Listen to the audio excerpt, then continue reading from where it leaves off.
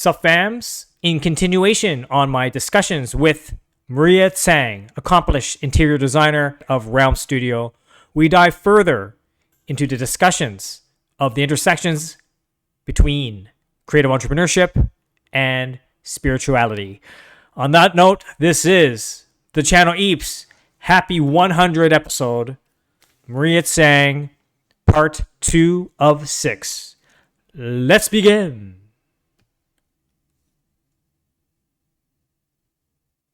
I experienced early the now everyone's different, okay? You're about to cry? I'm not gonna cry. Oh, okay. No, everyone's different, okay? And then what I'm saying is that, to each their own. But for people who are entrepreneurs who have this sort of mindset, experienced early the fragility and the falsehood of quote unquote a stable job, a job that brings in security, a job that brings in comrades. It must be a tough time because can they know how your age? I'm old enough. Old enough, okay. Right? So you went through, you almost done going through that phase where everybody is just starting to settle down, right? Yeah. Have a stable job, especially in Ottawa. Yeah. You're probably the only one that is not stable, maybe. I'm always not stable. I'm still not stable right now. No, I mean it's a huge contrast. Huge contrast. Oh yeah, especially here. City. Yeah, especially here. You're sticking out like a sore thumb. Yeah, and so I probably have a lot of haters, or people who either they don't understand me, or artists don't understand me, and people don't like get things or people that they cannot relate to. Oh, they cannot. Okay, look, this is how hard it is. It's like, and I love my city. I love Ottawa. Born and raised. This is my stomping ground. But the majority is they cannot connect because we're like apples and oranges, different universe, right? Most of the people here probably cannot really relate. Artists, but even in the artists world here, I don't think they can relate. Yeah, I think they're more traditional. Well, yeah, I just think that I think I'm just messed up. Like I said, I'm a Leo and I'm a glitch. I'm a cusp. Yeah. I'm a cusp of a Cancer and a You're Leo. a bug. I'm fucked up. No. You're a bug. What? You're a bug. I'm a bug. Yeah, it's when they're building a program and they have a debug it. Oh yeah. Right? No, I'm a glitch. They're trying to find a glitch. I'm an anomaly. It's like because you're in this city. Yeah, I'm in the city. Yeah. But I might be stretching a bit too far, but even within my creative circles in New York or wherever, it's even in New York. Well, yeah, some people, because they're creative and all that, but they still maintain sort of a structure in where they do their day-to-day things. But me, I'm just I'm everywhere. All over the place, yeah. I'm all over. I'm a fucking hurricane. I come in a crazy monkey.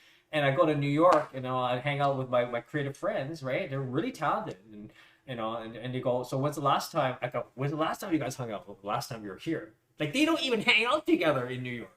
They don't. The creative industry. And so you can, how to say? I've noticed and observed that even people who create in the biggest metropolises of the world can still maintain a level of complacency. Yeah. And so I think on that note, me as an individual, as a creator, I stick out like a sore thumb, even in front of creators here and elsewhere. Right. I'm because of your energy. I think my energy, because of my energy is it could be warm and it could be cold. I'm just those. I've never seen you cold. Well, I mean water and fire kind of thing. I'm very polarized in the way I right. Art and code. Oh, that's true. Soft power diplomacy, government affairs versus digital and then analog, branding, analog, NFTs, Web3, blockchain. Yeah. But it seems like all these things are not related. But then really they there's this invisible connection. Well, see, it's interesting. See, you notice these things. Yeah. It takes an entrepreneur, it takes a creator to see the nuances, these details. Yeah. And thank you for that. And connecting the dots. Honestly, right? that really means a lot to me, folks, because I don't really talk about these little connections, but the fact that we know each other for a long time. Yeah. So you see these things. So thank you so much. it's like all these things that we've talked about. Yeah. It's essentially all that, Yeah. the invisible things that people don't know. You don't notice. Oh it's yeah. just like like how we boil it down to like being charismatic. Yeah. All those non-tangible characteristics. Yes. Yes. All these things. These untangible, and there's layers of that, just different levels. Yes. And just underlying. So. And it's not all emotional. It could be like very practical. From incidents, or that time that you got turned down. Oh yeah. On for sure. Yeah, proposals. One of those things. Rejections and all that. Yeah. But it's just so like they're all over the place. Yeah. To a lot of people, they look at me and like, this guy's like, what is he doing? Is he crazy? Yeah, What's he doing? He's quite prolific, but how does he work? And how does he operate? What the hell? But then the undercurrents that are happening, they all have a kind of connection one way or the other. And I think where my strength, and as I continue to go forward in my trajectory, I think one of my strengths is the ability to converge all these different notions of quote unquote polarized areas of industry. Yeah. But I seem to be able to combine or bring them together. And because of that, becoming the glue. The glue, yeah. So my previous episodes, I talked about diversification, your creative access. Yeah. As a digital first, because digital first allows me to have these different areas. Slowly but surely, I'm like molding it, molding these things, and then from mixing these things, and I realized, oh, there's a new direction that I could potentially pursue. One example was like, I like to do code, I like to do art. So when I was in Japan back in February, my contact Aki-san, he's like, hey, we have we gotta have you ever used open data? I go, yeah, I've done some open data stuff.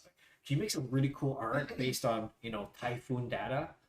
And I go, yeah, I guess I could. Well, what kind of data? He sent me a website. It's the Japan Meteorological Agency. They have a website. They have a site where you can download this best track data of typhoon 2023. It's a .txt file. It's a flat file, and I read it. I just describe how the whole format, but I created artwork. Yeah. And he was like blown away. He's like, oh my god! And then he showed that to people, his contacts, his clients in Japan. They were like, oh my god! So now we have this new avenue of where can we take data? Data is abundant everywhere. How can we create a creative sort of potentially a creative business using data to empower and also create new ways of information for clients, for them to even realize that not just things can be on a spreadsheet, but when you visualize things, not only is it art, but it can also be a new innovative way to look at your company, your brand, right? And then also put that on blockchain as an NFT, have this kind of. So it's just so many things you can go. So since then I've been doing a lot of data-based generative artwork, and I love it. It's just because it's really bringing those things together, like art, code, and business. I understand, because I'm obsessed about these things too. When I was in Madrid, doing my master's for my thesis. I didn't remember that. Yes, I remember. Yeah, I did series of bowls, basically handmade bowls, and then I made my own little machine, and then I used bio resin to do it, and then mixing with like dye and stuff, so that it would get harder in a very short period of time with my movement. And then the dye in the mixture would be, we would track all these movements because they're powdered, right? And they would be like, gradually mixing it with the mixture. And then so essentially, like all these dyes, all these like tracks of circles, and you would almost like, you can visualize how the movement, what kind of movement was made, during the production of these bowls. And then, but really, like that's the micro thesis in each bowl. But then when you step back, and then I made like 30, I think. Oh, beautiful. So it was like one for each day in a month. And then it's kind of like going back to the whole spiritual thing, like practice, and then being an entrepreneur is like it's like a training a new muscle kind of thing. So the first 10 bowls was absolute crap, right? And then there's an odd one, maybe like 8th one was slightly better. Yeah. And then the number 11 to maybe 18, they were the best. And then you can see like a gradual getting better and better at my skills. Yeah. And then somehow when I was just like about at the end of it, when I thought that I could easily master it, and maybe I was like a little bit too, egoistic about it, or maybe I, becoming like underestimating. Little mistake could, could ruin it, right? And then I had one that completely flopped. It was broke. Yeah, and I had to like have I think an acrylic bowl to like carry it, because like it really broke. Wow. And by the end of it, I had like the most perfect one. Wow. On the 30th. Wow. Yeah, but like, how did I get to this thesis? It wasn't from my own, like, I got inspired one day. And it's not like that. It was actually the program master. Okay. And then they're actually from Vienna, and they are the masters of the kind of artwork that you were just describing.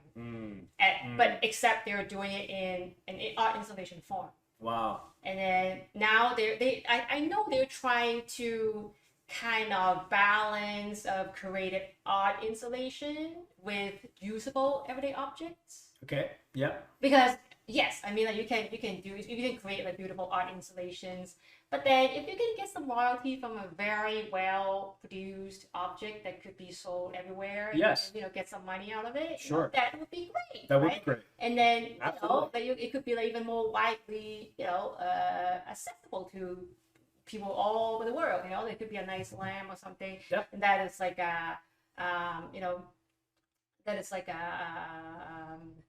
spin-off of the original art installation. That is like let's say a huge chandelier, right? And then you have like a one-off thing that people can purchase and and then put it at their homes, right? As like a baby of that, right? Digestible for the audience. Exactly, like a byproduct, right, of something more grand that is usually displayed in public spaces. So that's exactly what they're doing, and then because they're the German, right? And then they're actually both architects. And I remember when the first time that they came to do seminars with us, when I was in Madrid, right, when I was in that school, one of the experiments that they did was really cool. So they made these machines basically track the photosynthesis of a tree. Ooh, okay. And then I think it was like connected to a sundial or something. Somebody collected the data, and it's all analog, right? Oh, nice. And then these data would make the gear moving in this whole machinery kind of installation thing, and that it would move, and it is attached to strings or something, or ropes, and then it would like spin it into like some kind of liquid that dyes it. Wow. And then after that, it would like kind of wrap around, almost like a column. Yeah. So in the end, you see like this gradient rope going around of different shades of green. That's all analog. That's crazy. But that's art. Yeah. And data. And scientific data. That's amazing. That's hard, man. That is bomb. That is bomb. Love it. And I love it. And I was when I studied in that program, I was coming from a very commercialized interior design background where I was doing hotel projects. I just I just left Yabo Pujaberg. Yeah. I only knew what I knew. Mm-hmm. So they kind of had to like break me down first, not like yell at me, but then they were trying so hard to inspire me, talk me out of it. not telling me, oh, do sketches, not something that you already know, but they just go, do what you enjoy the most. Find moments where you can just be quiet.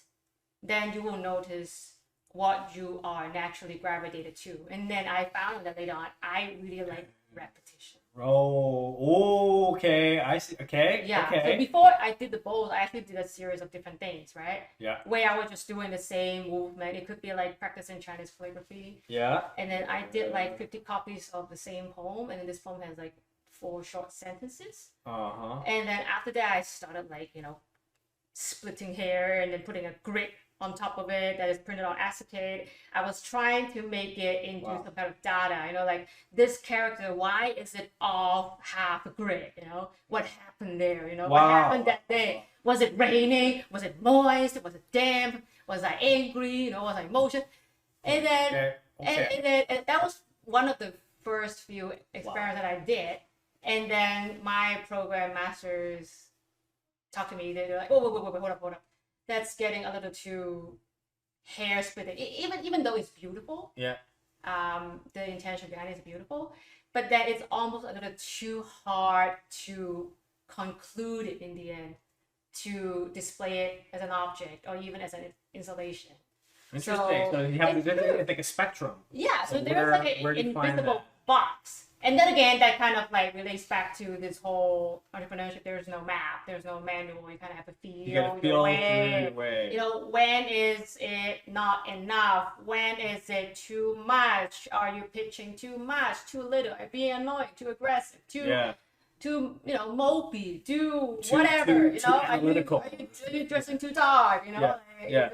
In case if the officers are white, all these little things that people don't notice. It could be because of that, that you're planting a seed in someone's head that may or may not like you.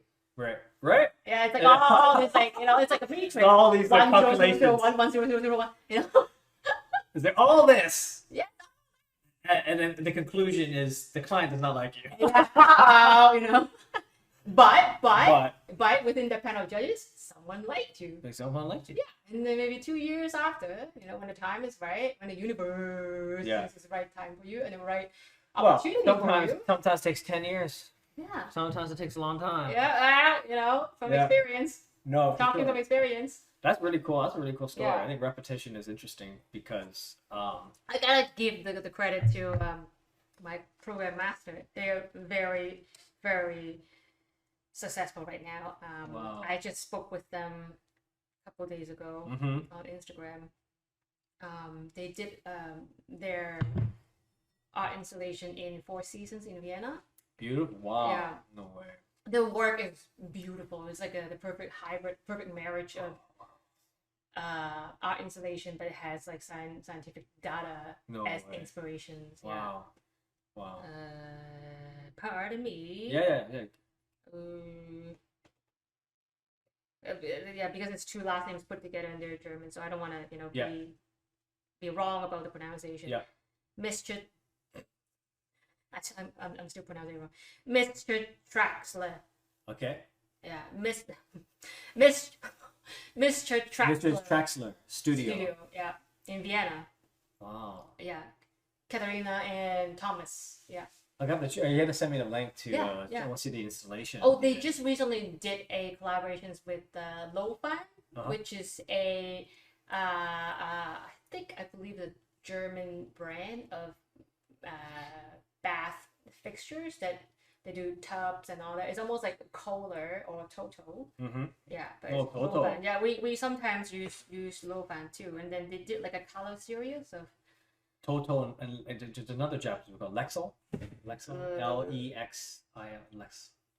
I remember or XL. I think I'm butchering it. Oh, XL. I think that might. Something. Yeah. I think I might know what you're talking about. Yeah. I find that's like for some reason it's like another like higher end of the Japanese. But Toto's good. Toto's good. Neorest. Yeah, Toto. Neorest. Yeah. It even sings, right? Yeah. All the same, seemingly random things, but believe me, they all play their parts in what we do, right? Like all these little experiments, all these little small talks, big talks that we. They all add. Talk to each other. Yeah. Wow, no, it's been crazy, man. So it's the life of an entrepreneur and spiritual connection has been it's quite a ride. It's quite a ride, that's for sure. It never ends. Yeah, and they did this. Some of the work actually reminds me of your stuff because they did like a ecosystem inspired thing and did like a graphics that is based on ecosystem data. Oh, cool. Yeah, and then they did Yeah. like an interactive installation where they Oh, there it is. get to like play with this installation. Oh, yeah. That's so cool. And then Yeah. afterwards they used the graphics to do some collaborations with was it a champagne company? And it's like a limited edition too. Let me find it. Hmm. They are so cool. Yeah, is it champagne? Yeah. I don't know. Piaget. Oh, Pierre Jouet. Oh, thank you. Yeah. My French is horrible. Okay, it's nice. Yeah, that's the series that it's like a spin-off thing from their art installation, and then it's got their studio name That's cool. on it. Yeah, limited edition. Okay, the next client you gotta get is a Yamazaki. Oh, this one is I love it too. It's a breathing chandelier. Oh wow! Oh, does it actually oscillate? Yeah, That's crazy. but the tree thing all the stuff is really cool. But then I'll send you the link. Yeah, do that. Yeah, and then there's another pair. There's another duel. It's called the Studio Swine or Swine Studio. As in like the pig. Yeah. Oh, I have my Yeah. rings a bell. Yeah, it's a Japanese girl with a British guy. They're both. I think one the lady is the architect, and then the husband is an engineer. Yeah. But anyways, it's like I shouldn't say they're similar, but then they also like mix a marriage of like art with engineering or like data or like digital Yes. influenced. So there you go. Marriage and collaboration and same industry. Makes a difference. That could work. Yeah, of course, yeah. That's very high end stuff because you're working with things that you don't see, Yeah. non-tangible things, right? Because data, right? Very Like how do you express that in an art form? That's right. Yeah. Especially in a interactive format. Mm-hmm. You know? Mm-hmm.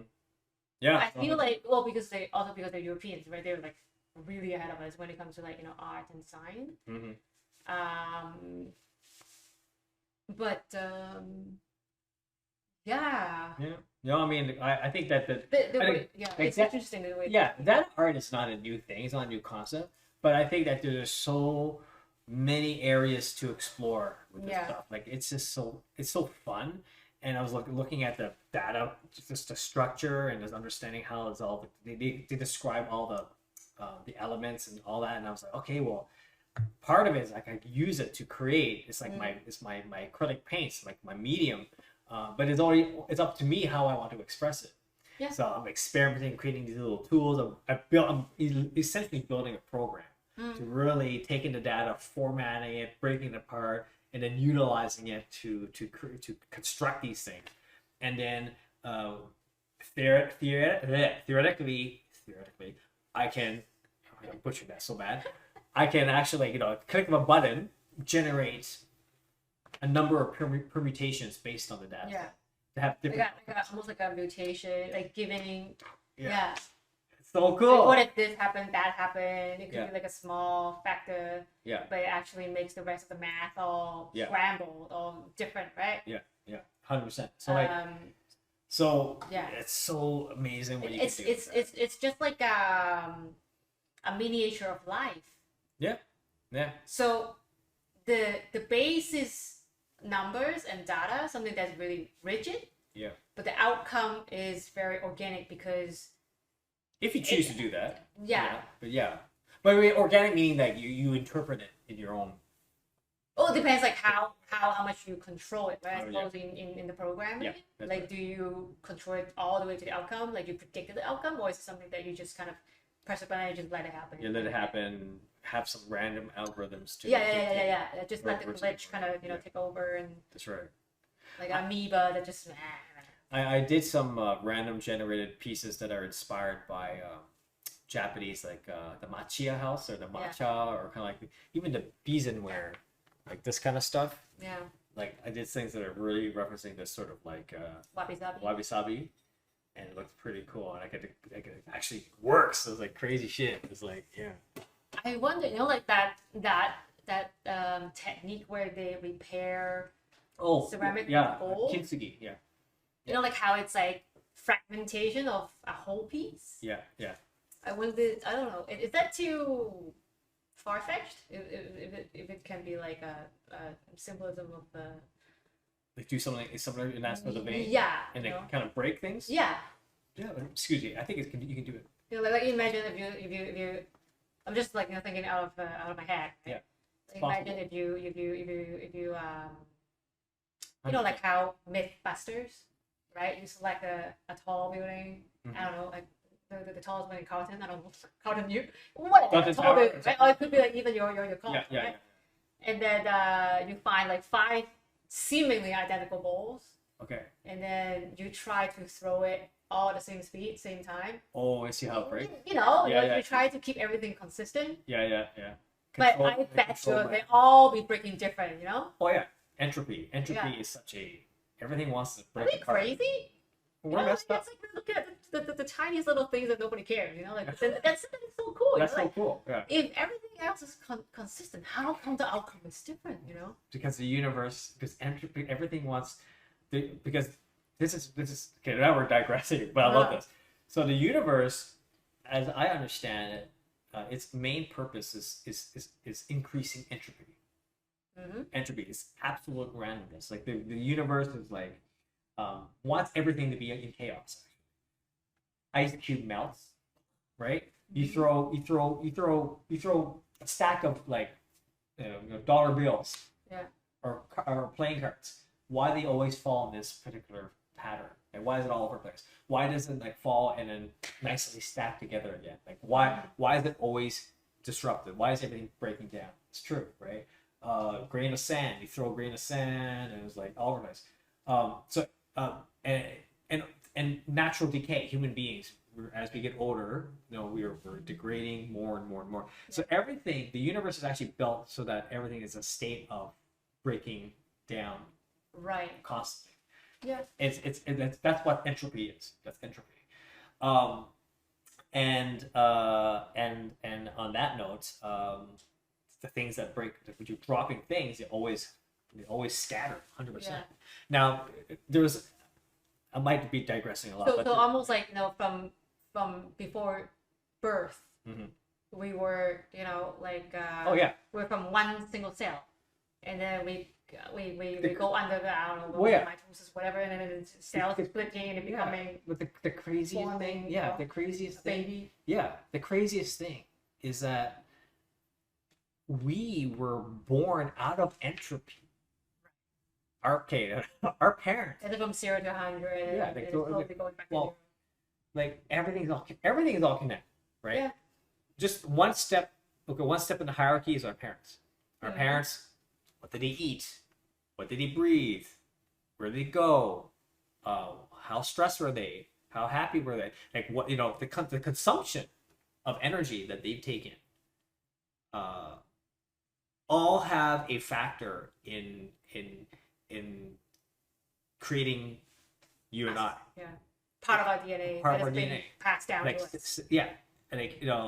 And the statistic of us existing here right now, in the grand scheme of things, we're talking about the fucking universe. Yeah. Infinitely impossible. Yeah. It is near infinitely impossible. Yeah. Like the fact that we're here and we're talking and we're like, thinking as I like to think that we're probably the most intelligent beings on this planet. Unless there's UFOs and aliens in this unit. Unless there's aliens hiding or something. But like in this capacity, it is extremely impossible. Like statistically speaking, there's no effing way, but yet here we are. Like every cell, every makeup, every single thing that constitutes to you right now is impacted by generations all the way Yeah. to the beginning of when we were just like freaking like goo on the planet. Yeah. Oh yeah, and don't forget the way that our Earth was bombarded by asteroids while the making of the planet. How our star was formed. Everything. You know how crazy that is? Yeah. We're influenced by all that. So Crazy. in all this randomness, it's actually not random. In all these randomness, actually, I think that it is infinitely random.